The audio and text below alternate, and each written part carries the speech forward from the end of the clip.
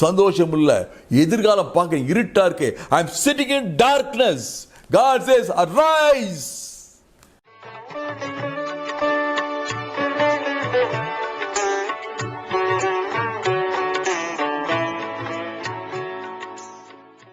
கிறிஸ்துவுக்குள் அன்பானவர்களே, உங்கள் அனைவருக்கும் ஏன் சார்புலையும் ரேணுகா சார்புலையும் வாழ்த்துக்கள். இன்னைக்கு ஒரு இம்பார்ட்டன்ட் பேசேஜ் பார்க்க போகிறோம். இது இயேசு கிறிஸ்துனுடைய மிஷன் ஸ்டேட்மெண்ட். அவர் என்ன பணியை, என்ன மிஷனை பூமியில் நிறைவேற்ற வந்தார் என்ற மிஷன் ஸ்டேட்மெண்ட். லூக்கா 4 அதிகாரம் 18 இது சொல்லப்பட்டிருக்குது. இயேசு கிறிஸ்து தான் வளர்ந்த சொந்த ஊரில் ஒரு ஆலயத்து போகிறார். அவருக்கு ஒரு வேத பகுதியை வாசிக்கும்படி கொடுக்குறாங்க. இயேசு அந்த பகுதியை வாசிக்கிறார். அது ஏசாயா 61 அதிகாரம் முதல் 2 வசனங்கள். அன்னைக்கு சாப்டர் 61 இருந்திருக்காது. ஒரு ஏசாயாவுடைய தீர்க்கதரிசனத்துடைய ஒரு பகுதியை அவர் கொடுக்குறாங்க. அது இன்னைக்கு உள்ள ஏசாயா 61 அதிகாரம் 1, 2 இந்த 2 வசனங்களை அடங்கி இருக்குது. கர்த்தருடைய ஆவியானவர் என் மீது இருக்கிறார், தரித்திரருக்கு நற்செய்தி சொல்லும்படி என்னை அபிஷேகம் பண்ணிருக்கிறார். எனக்கு ஆண்டவர் விசேஷித்த அனாயிண்டிங் கொடுத்திருக்கிறாரு. அந்த அனாயிண்டிங் எதுக்கு தெரியுமா? தரித்திரருக்கு, ஆவியில நொறுங்குண்டவர்களுக்கு, ஆண்டவரே எனக்கு நீங்க வேணும், என்னால் உம்மை பிடித்துக் கொள்ள முடியாது, என்னால் உங்களை வர முடியாது, நீங்க இறங்கி என்னை ஏற்றுக்கொள்ளணும். ஆவியில் எளிமை உடையவர்களுக்கு, தரித்திரருக்கு தன்னுடைய நற்செய்தியை சொல்லும்படி, முழங்கும்படி, டு ப்ரோக்ளைம் த காஸ்பல் என்னை அபிஷேகம் பண்ணிருக்கிறார். இருதயம் நறுங்குண்டவர்களை குணமாக்க, காயங்களை கட்ட, broken hearted people, அவங்களுடைய காயங்களை கட்டுவதற்காக அபிஷேகம் பண்ணிருக்கார். அதற்காக வந்திருக்கிறேன். சிறைப்பட்டவர்களுக்கு விடுதலை. நிறைய பேர் அடிமையில இருக்காங்க. பாவத்துக்கு, பிசாசுக்கு, தீய பழக்க வழக்கங்களுக்கு, தவறான எண்ணங்களுக்கு, இப்படியே சொல்லிட்டு போகலாம். அடிமைகளா இருக்காங்க. அவங்களுக்கு விடுதலை கொடுக்கும்படி நான் வந்திருக்கிறேன். குருடருக்கு பார்வை. சில பேருக்கு கண்ணில் சரீர பிரமாண கண்களில் பார்வை இல்லை. சில பேருக்கு மனக்கண்கள் இருள் அடைந்து இருக்காது. அவங்களுக்கு பார்வை கொடுக்க நான் வந்திருக்கிறேன். நொறுங்குண்டவர்களுக்கு விடுதலை. People are crushed. பிசாசினால் நசுக்கப்பட்டிருக்காங்க. வாழ்க்கையினுடைய சூழ்நிலை நசுக்கப்பட்டிருக்காங்க. இருதயம் பிழியப்பட்டிருக்குது. அப்படிப்பட்டவர்களுக்கு அந்த பிரச்சனையிலிருந்து, அந்த ஒடுக்கத்திலிருந்து, இருதய ஒடுக்கத்திலிருந்து விடுதலை கொடுக்க நான் வந்திருக்கிறேன். கர்த்தருடைய அனுக்கிரக வருஷத்தை பிரசித்திப்படுத்தும்படி I want to give you rest. உங்க மனசுல ஒரு இளைப்பாறுதல், உங்க வாழ்க்கையில் ஒரு தத்தளிப்பு நீங்கி ஒரு இளைப்பாறுதல், ரெஸ்ட். உங்க ஆத்மாவுக்கு ஒரு இளைப்பாறுதல். இத நான் எல்லாருக்கும் சொல்ல வந்திருக்கிறேன். பாருங்க, இயேசு எதற்காக பூமியில வந்தார், அவரை ஊழியத்தினுடைய நோக்கம் என்ன, எதற்காக பிதாவரை அனுப்பினார் என்பதை சொல்வதுதான் இந்த பகுதி. லூக்கா 4 அதிகாரம் 18-19 வசனங்கள். இயேசு இந்த வார்த்தைகளை சொல்லி அமர்ந்தார். அன்னைக்கு அந்த காலத்தில், இன்னைக்கு ப்ரீச் பண்ணும்போது எல்லாரும் நின்று ப்ரீச் பண்ணுறாங்க. அன்னைக்கு ப்ரீச் பண்ணும்போது உட்கார்ந்து ப்ரீச் பண்ணுவாங்க. உட்கார்ந்தா ஜனங்கள்லாம் பார்க்குறாங்க. இந்த முக்கியமான வேத பகுதி வாசித்திருக்கிறாரே, இதை பற்றி இவர் என்ன பிரசங்கம் சொல்ல போறாரு? இயேசு சொல்றாரு, ஒரு அருமையான பிரசங்கம், ஒரு வாக்கியத்தில் அடங்கிய ஒரு பிரசங்கம், என்னையும் உங்களையும் தொடுகிற வார்த்தை, என்னை உங்களை தொடுகிற ஒரு ஸ்டேட்மெண்ட், ஒரு வாக்கியம். இன்று இந்த வாக்கியம் நிறைவேறியது. ஹல்லேலூயா, ஹல்லேலூயா. இயேசு ஒரு வாக்கியம் சொல்றாரு. இன்று முதல் இந்த ஏசாயா தீர்க்கதரிசி சுமார் ஒரு 750 வருஷம் முன்பாக மேசியா என்ன செய்வார் சொன்னாரே, அதை நிறைவேற்ற நான் தான் அந்த மேசியா, என் மீது அந்த அபிஷேகம் இருக்குது, கர்த்தருடைய அபிஷேகம் இருக்குது. நான் இத்தனை ஊழியர்களை செய்ய போறேன். நான் ஆவில எளிமை உடையவர்களுக்கு நற்செய்தி சொல்ல போறேன். That's a good news, brother, sister. உங்களுக்கு குட் நியூஸ் இருக்கு. நீங்க ஒருவேளை நீங்க நொறுங்குண்ட இதயத்தோடு இருக்கலாம். You may be broken hearted. அந்த காரியத்தினால இந்த காரியத்தினால broken hearted, நறுங்குண்ட இருதயம். ஆண்டு சொல்றாரு, நான் உங்களுடைய இருதயத்தை காய கட்ட வந்தேன். நீங்க ஒருவேளை பல சூழல் கீழே அடிமைப்பட்டு இருக்கலாம். இது ஒரு டிஃபிகல்ட் ஸ்டேட்மெண்ட். நான் அடிமையா? ஆனா ஏசு சொல்றாரு, இன்னைக்கு அநேகர் அடிமையா இருக்கலாம். தீய குணங்களுக்கு, தீய பண்புகளுக்கு, பிசாசினுடைய போராட்டத்துக்கு பல விஷயங்கள் இருக்கு, நம்ம பார்க்க போறோம். ஒருவேளை நம்முடைய ஆவிக்குரிய கண்களை திறக்காம இருக்கலாம் ஆண்டவர், அல்லது குடும்பத்தில் யாராவது இன்னும் ஆண்டவர் ஏற்றுக்கொள்ளாமல் இருக்கலாம், அவருடைய மனக்கண்களை திறக்கப்படாமல் இருக்கலாம். இந்த வசனங்களை பிடித்து கொண்டு ஜெபிக்க போறோம். இந்த வசனங்கள் மூலமாக நமக்கு ஒரு பெரிய வெளிப்பாடு உண்டாக போகுது. என் வாழ்க்கையில் ஒரு இளைப்பாறுதல் இல்லை, எப்போதும் ஒரு டென்ஷன், எப்போதும் ஒரு கவலை, ஒரு பயம், ஒரு நடுக்கம், ஏதோ ஒரு தெரியாத இனம் புரியாத ஒரு பயம். உங்களுக்கு ஒரு மன ஆறுதல், ரெஸ்ட், இளைப்பாறுதல். ஒருவேளை நீங்க நினைக்கலாம், ஏதோ சக்தி நீ இம்சப்படுத்துது, என்னுடைய இதயத்தை பிழிகுது, என்னை ஒடுக்கிற ஒரு சக்தி இருக்குது. ஆண்டவர் சொல்றாரு, அப்படிப்பட்ட சிச்சுவேஷன் உங்களுக்கு விடுதலை என்று சொல்லி அமர்ந்தார். ஜனங்களுக்கு ஒரு மிகுந்த வியப்பு. Praise God. இன்னைக்கு இந்த பகுதியில் ஒரு வார்த்தையை பார்க்க போறோம். சிறைப்பட்டவர்களுக்கு விடுதலை. Hallelujah, praise God. நான் நீ சொன்ன மாதிரியே பல பேருக்கு ஒரு கொஸ்டின் மார்க். நான் அடிமையா? நான் அடிமையா? இயேசு என்னுடைய அடிமைத்தனத்தை விடுவிக்க வந்தாரா? நான் இந்தியாவில் வாழ்றேன், இது ஒரு டெமோக்ராட்டிக் கண்ட்ரி, இங்கே அடிமைத்தனம் இல்லை. அப்ப இந்த வார்த்தை எனக்கு ஏற்றது இல்லையா? Is it relevant or not relevant at all? பிரியமானவர்களே, அடிமைத்தனன்றது ஒரு கூண்டுக்குள்ள இருக்கனால, கையில காலில் பார்க்கக்கூடிய சங்கிலி இருக்கிறதுனால இல்லை, பார்க்க முடியாத சங்கிலிகள் இருக்கலாம், பார்க்க முடியாத சிறைகள் இருக்கலாம். இயேசு இதைத்தான் சொல்றார். இயேசு சொல்லும்போது, இயேசு இந்த வார்த்தைகளை செயல்படுத்தும் போது அநேகர் இதான் கேள்வி, நாங்கள் அடிமைகளா? என் கையில காலில் பாருங்க சங்கிலி இருக்கா, நாங்கள் ஒரு இரும்பு கதவு பின்னாடியே இருக்கோம். ஆனா ஆண்டவர் சொல்றாரு, இல்லை, உங்களுக்கு சிறையிருப்பு இருக்கு, நீங்க அடிமைகளா இருக்கீங்க. Praise God. Hallelujah. இயேசு கப்பர்நகூமுக்கு போறார். மார்க்கு 2ஆம் அதிகாரம் 1 முதல் 12 வசனங்கள். Book of Mark chapter 2 verse 1 to 12. இயேசு கப்பர்நகூம் வீட்டில் போய் தங்கி இருக்கிறார். கப்பர்நகூம் வீட்டில் போய் தங்கி இருக்கும் போது இயேசு இங்கே இருக்கிறார் சொல்லிட்டு ஜனங்களுக்கு நியூஸ் போக்குது. திரளான ஜனங்கள் வர்றாங்க வீட்டுக்கு. இத ஒரு திமிர்வாதம் உடைய மனுஷனுக்கும் கேட்க வருது. ஜனங்கள் எல்லாம் நியூஸ் போகுது, இவருக்கு போகுது நியூஸ்.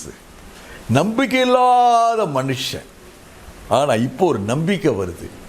இயேசு எங்க ஊர்ல இருக்கிறாரே, என்னுடைய திமிர்பாத்திலிருந்து எனக்கு விடுதலை கொடுப்பா.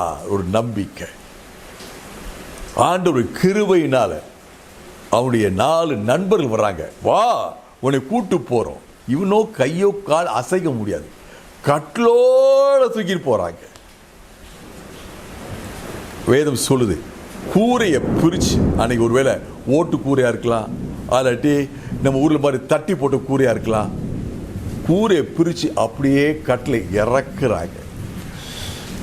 அங்க உள்ள தீர்மானத்தை பாருங்க.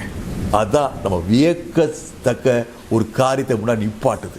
It's a challenge to us. நமக்கு ஒரு சவால். தீர்மானம் இருந்துச்சுன்னா எந்த சக்தியும் இயேசுவிடம் போறதுக்கு தடை செய்ய முடியாது. தீர்மானம் இருந்துச்சுன்னா பைபிள் வாசிக்க தடை செய்ய எந்த சக்தினால முடியாது. நம்ம நிறைய நேரம் சொல்லுவோம், எனக்கு அதனால எனக்கு பைபிள் வாசிக்க நேரம் இல்லை, எனக்கு இதனால பைபிள் வாசிக்க நேரம் இல்லை. இந்த சம்பவத்தை ஒரு திமிர்வாதம் உள்ள மனுஷன் எப்படியாவது இயேசுவை சந்திக்கணும் ஒரு தீர்மானம் எடுத்த போது கூட்டம் ஒரு விஷயமே இல்லை. வாசல் அடைக்கப்பட்டிருக்குது ஜனங்கள்னால, கதவு திறந்திருக்கு, ஆனா ஒரே ஜன கூட்டம். But he found a way. When you and I commit, decide, there is always a way. Praise God. எப்போனால் ஜெபிக்க முடியும். என்னுடைய தீர்மானம், என்னுடைய அர்ப்பணிப்பு. நான் நினைச்சேன் எப்படியும் இன்னைக்கு 1/2 மணி நேரம் ஜெபிப்பேன். நான் தீர்மானம் எடுத்திருக்கேன், எப்படி 1 மணி நேரம் ஜெபிப்பேன். எந்த சக்தியும் என்னை தடை செய்ய முடியாது. பாருங்க, வேதத்தில் பல இடங்களில் சுட்டி காண்பிக்கிற ஒரு விஷயம் தான் தீர்மானம். சகேயு என்ற மனுஷனை பற்றி வேதம் சொல்லுது. அவன் குள்ளன், பெரும் கூட்டமானான். இயேசுவை நான் பார்க்க வேண்டும். தீர்மானம் எடுத்த போது கூட்டம் ஒரு இஷ்யூவே கிடையாது. அவன் கண்டுபிடிச்ச அவன் வழியா மரம். அந்த மரத்தை வேதம் அழகா சொல்லுது, காட்டாத்தி மரம். அதாவது அதோடைய ட்ரங்க்கு ரொம்ப லோவா இருக்குமா, ஒரு குட்ட மனுஷன் ஏற முடியும். பாருங்க, பைபிள் எனக்கு உங்களுக்கு எடுத்து காமிக்கிறது. நீ தீர்மானிங்க பிரதர், தீர்மானிங்க சிஸ்டர். நீங்க ரெகுலரா குடும்பத்தோட நீங்க ஆலயத்துக்கு போக முடியும். நீங்க ஆலயத்தில் போய் 1 மணி நேரம் நீங்க அப்படியே வொர்ஷிப் பண்ண முடியும். நீங்க தீர்மானித்தீங்கன்னா உலக பிரமாண சிந்தனை வொர்ஷிப் வராது. Praise God. என்னுடைய தீர்மானத்தை யாரும் தடை செய்ய முடியாது. கர்த்தரை நான் காண வேண்டும், கர்த்தரை வார்த்தையை வாசிக்க வேண்டும், கர்த்தரோடு ஜெபத்தின் மூலமா பேச வேண்டும், கர்த்தரை ஆராதிக்க வேண்டும். தீர்மானம். இந்த தீர்மானத்துக்கு எதிராக எந்த சக்தி இருக்க முடியாது. Price God. ஹல்லேலூயா. 12 வருஷம் பெரும்பாடுள்ள பெண்ணை பார்க்கிறோம். அவளுக்கு ஒரு தடை, சரீர பலவீனம். அவளுக்கு ஒரு தடை, சட்டமொழி அவள் ஒதுக்கியது. நீ யாரை தொட்டாலும் தீட்டு. ஆனா அவளுக்குள்ள ஒரு தீர்மானம், நான் இயேசுவை தொட்டால் சுகம் ஆவே. தீர்மானம். கூட்டமாது சட்டமாது போய் இயேசுவை தொட்டால் சுகம் பெற்றார். ஹல்லேலூயா. Praise God. இவனுக்குள்ள ஒரு தீர்மானம். இவன் தன்னுடைய நண்பர்கள் மூலமாக அப்படியே ஒரு கட்டில வச்சு அவனை இறக்குறாங்க. வேதம் சொல்லுது, இயேசு அவருடைய விசுவாசத்தை கண்டார். ஹல்லேலூயா. பெரும் கூட்டம். ஆனா இந்த காட்சியை பார்க்கிறாரு. இந்த காட்சி அவர் டிஸ்டர்ப் பண்ணல. இந்த காட்சி அவருக்கு சந்தோஷத்தை கொடுக்குது. ஏன்னா விசுவாசத்தை கண்டா ஆண்டவருக்கு மிகுந்த மகிழ்ச்சி. உங்க விசுவாசத்தை கண்டார்னா ஆண்டவருக்கு மிகுந்த மகிழ்ச்சி. நீங்க ஆண்டவர் மகிழ வைக்க வேண்டிய மிகப்பெரிய காரியம் உங்களுடைய விசுவாசம். என்னுடைய விசுவாசம். விசுவாசத்தை கண்டார். ஹல்லேலூயா. வேதத்தில் பல இடங்களை சொல்லுது, இயேசு விசுவாசத்தை கண்டார். உதாரணமாக 100 அதிபதி விசுவாசத்தை கண்டு பாராட்டுகிறார். நான் இப்படிப்பட்ட விசுவாசத்தை இஸ்ரவேல் கண்டதில்லை. ஆண்டவர் விசுவாசத்துக்கு எவ்வளோ இம்பார்ட்டன்ஸ் கொடுக்குறாரு பாருங்க. கூட்டத்துக்கு இம்பார்ட்டன்ஸ் இல்லை, கூட்டம் நடக்குது, ஒரு டிஸ்டர்ப் பண்ணிட்டாங்க, அதை பெருசுப்படுத்தலை, விசுவாசத்தை பெருசுப்படுத்துறார். உங்க விசுவாசத்தை ஆண்டவர் பெரிதாக பார்க்கிறார். God really loves your faith. விசுவாசத்தை கண்டார். அதே மாதிரி வேதம் சொல்லுது, விசுவாசத்தை காணவில்லை. சில இடங்கள்ல சில மனிதர் மத்தியில் இயேசுனால பார்க்க முடியல, அங்க அற்புதம் செய்ய முடியல. பாருங்க, தேவகுமாரனுக்கு அங்க தேவை விசுவாசம், அற்புதம் செய்ய விசுவாசம். என் வாழ்க்கையில உங்க வாழ்க்கையில விசுவாசத்தை கண்டால் உங்க வாழ்க்கையில அற்புதம். ஹல்லேலூயா. விசுவாசத்தை கண்டு அங்க ஆண்டவர் செய்ய போற காரியத்தை நல்ல கவனமா பார்ப்போம், கேட்போம். ஆண்டவர் இவனை பார்த்து சொல்லாரு, உன் பாவங்களை நான் மன்னிக்கிறேன். என்ன ஒரு பவர்ஃபுல் ஸ்டேட்மெண்ட். எந்த மனுஷனால் சொல்ல முடியாத வார்த்தை. அவன் ரோம சாம்ராஜ்யத்துக்கு அவன் சீசரா இருக்கலாம், ராஜாவா இருக்கலாம், சக்கரவர்த்தியா இருக்கலாம். he cannot make this statement. என்னை போல உங்களை போல இருக்க சாதாரண ஒரு மனிதனை போல இருக்க தேவகுமாரன் சொல்ற வார்த்தை, உன் பாவங்கள் மன்னிக்கப்படுகிறது. praise God. ஏன் இயேசு இந்த வார்த்தையை சொன்னார்? இவன் வந்தது எதுக்காக வந்தா? தன்னுடைய திமிர்வாதம் நீங்கணும்ட்டு, தன்னுடைய வியாதி நீங்கணும் வந்தா. ஆனா இயேசு சொல்றது, உன் பாவங்களை மன்னிக்கிறேன்.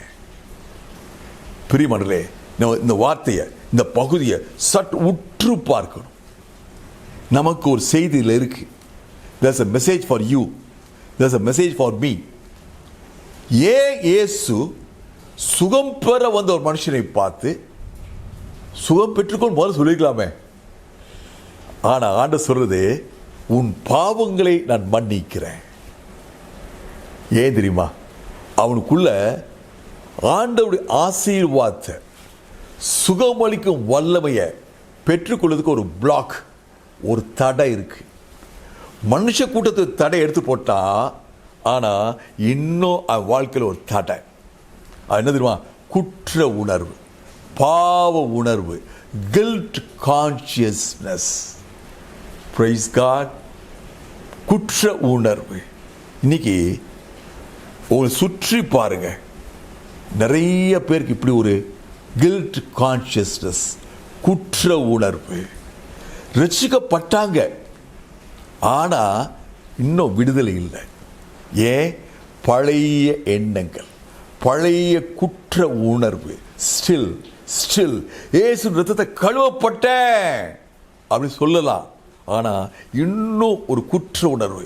முழுமையா சந்தோஷமா இருக்க முடியல, முழுமையா ஒரு சமாதானத்தை பெற்றுக்கொள்ள முடியல. சில நேரம் சமாதானம், சில நேரம் சமாதானம் இல்லை. சில நேரம் சந்தோஷம், சில நேரம் சந்தோஷம் இல்லை. சில நேரம் நல்லா ஜெபிக்க முடியுது, சில நேரம் ஜெபிக்க முடியல. சில நேரம் நல்ல வேதத்தை வாசிக்க முடியுது, சில நேரம் வாசிக்க முடியல. சில நேரம் அப்படியே ஒரு ஆராதனை உட்கார்ந்தா ஆராதனை ஐக்கப்பட்டு ஆண்டவரோடு சஞ்சரிக்கிறோம், சில நேரம் பண்ண முடியல. குற்ற உணர்வு. there's a gap, there's a distance, ஒரு தடை.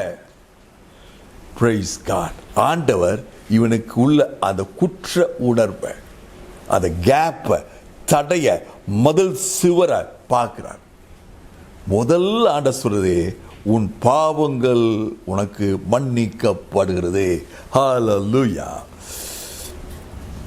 praise God. ஆனா நல்லா கவனிச்சு பார்க்கணும், இந்த பகுதி வாசிக்கணும். ரொம்ப ஒரு பியூட்டிஃபுல் பேசேஜ், ரிலவெண்ட் பேசேஜ். இயேசு சொல்றாரு, மகனே உன் பாவங்கள் உனக்கு மன்னிக்கிறேன். ரொம்ப கோபத்தில், இவன் ஒரு பாவி, மோசமான மனுஷன், இவனுடைய பாவங்கள் பெரிது, அதனால பாவங்கள் இன்னும் மன்னிக்கப்படாமல் இருக்கு. இல்லை, அன்பான மகன், நான் இவனுடைய பாவங்களுக்காக நான் சிலுவையில் தொங்க போகிறேன், இவன் பாவங்கள் எல்லாவற்றையும் நான் போக்கிட்டேன், பாவங்கள் எல்லாம் போக்குறேன், இவனுக்கு இந்த நிச்சயம் வரணும். ஒரு விதத்தில் there must be certainty. உங்களுக்குள்ள பிரதர் சிஸ்டர் ஒரு நிச்சயம் வரணும். 2 கொரிந்தியர் 5ஆம் அதிகாரம் 21ஆம் வசனத்தை வாசி பாருங்க. If you have a bit of doubt, அவர் எனக்காக பாவமாக்கப்பட்டார். பாவம் அறியாதவர், அவர் எனக்காக பாவம் ஆக்கப்பட்டார். He was made sin.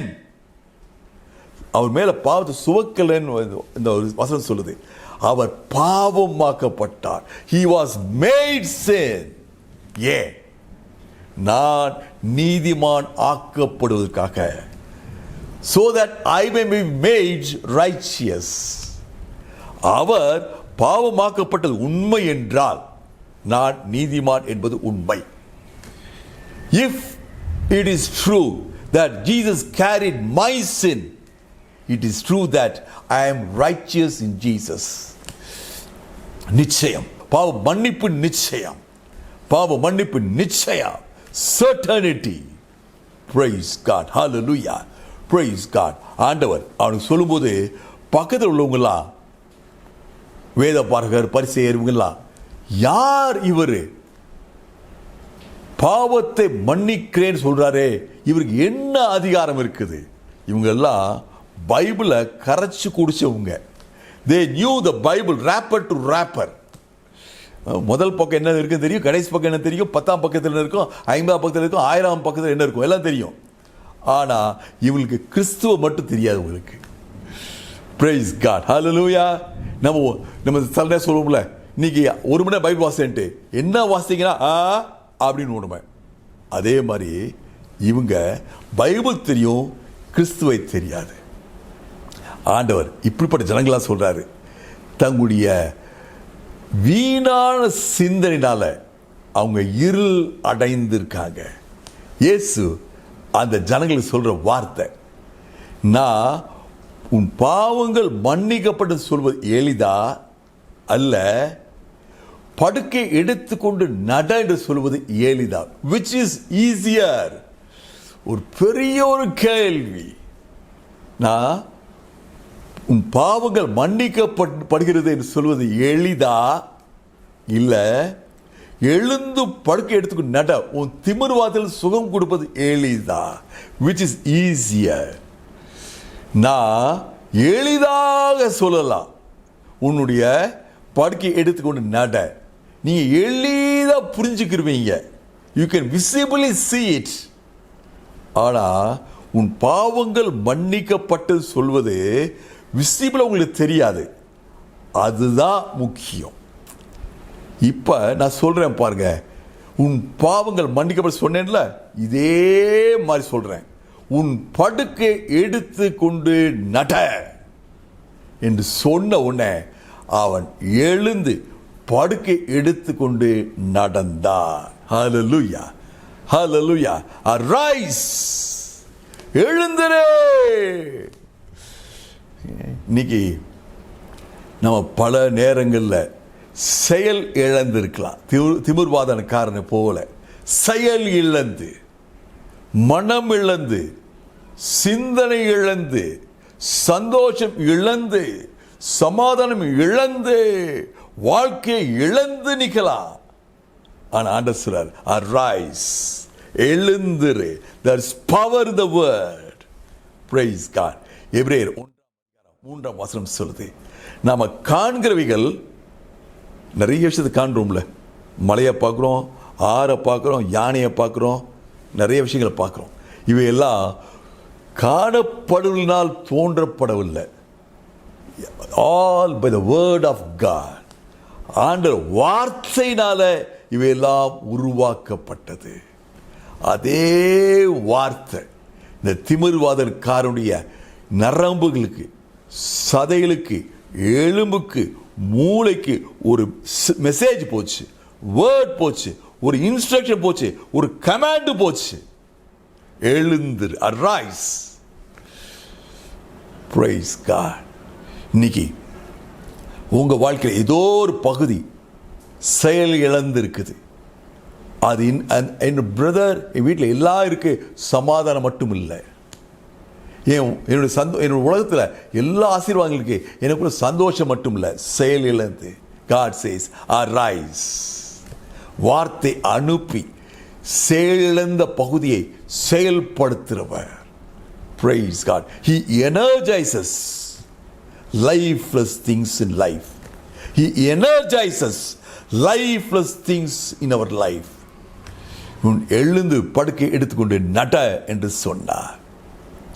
சொன்ன போது ஜனங்கள் எல்லாரும் பார்த்தாங்க, தேவனை மகிமைப்படுத்தினார்கள். ஹல்லேலூயா. கர்த்தர் என் வாழ்க்கையில் உங்க வாழ்க்கையில் அற்புதம் செய்யும் போது ஜனங்கள் எல்லாரும் ஆண்டவரை மகிமைப்படுத்துவாங்க. Praise God. ஆண்டவர் சொல்ற ஒரு அருமையான வார்த்தை, பூமியிலே பாவங்களை மன்னிக்க எனக்கு அதிகாரம் உண்டு. I have authority. Praise God.